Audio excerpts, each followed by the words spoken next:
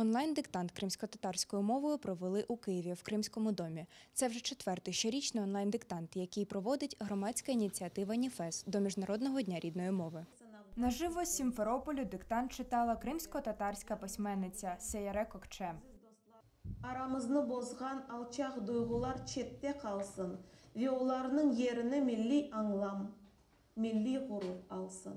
Це не просто диктант, це і підтримка наших друзів, Нарімана Джеляла, і братів Ахтема, і взагалі всіх політв'язнів, які зараз перебувають в дуже важких умовах. І, звичайно, для нас це і підтримка так само. Перед початком диктанту директор Кримського дому Ахтем Сейтаблаєв побажав удачі учасникам. Hoş geldiniz.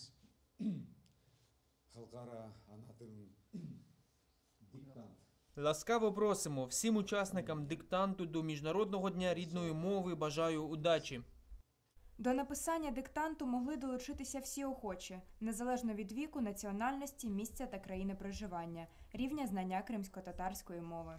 Я дізналася про диктант в соціальній мережі, в Інстаграмі було написано у Кримського дому, що відбудеться такий диктант, і ще десь чула, дуже багато про нього казали.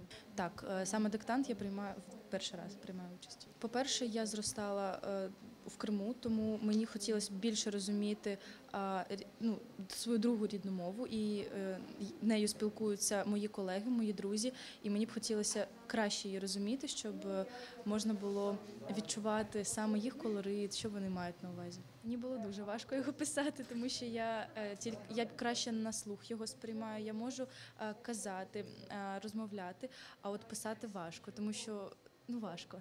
Я вважаю за потрібне кожному учаснику і взагалі представнику кримськотатарського народу, і не тільки представнику кримськотатарського народу, брати участь у таких заходах, які в першу чергу надають стимул розвитку кримськотатарської мови і популяризують її серед людей, які раніше її не чули, а наразі після диктанту захотіли б її вивчити. Насправді було декілька слів, які я насправді не знав і не вживав в своєму лексиконі, але насправді такі заходи якраз таки вони популяризують слова, і насправді ці обороти, фрази, які використовуються в цьому диктанті, у цьому творі, можна потім використовувати в повсякденному житті. Участь у акції брало близько 15 людей. Диктант писали від руки латиницею або кириличним письмом.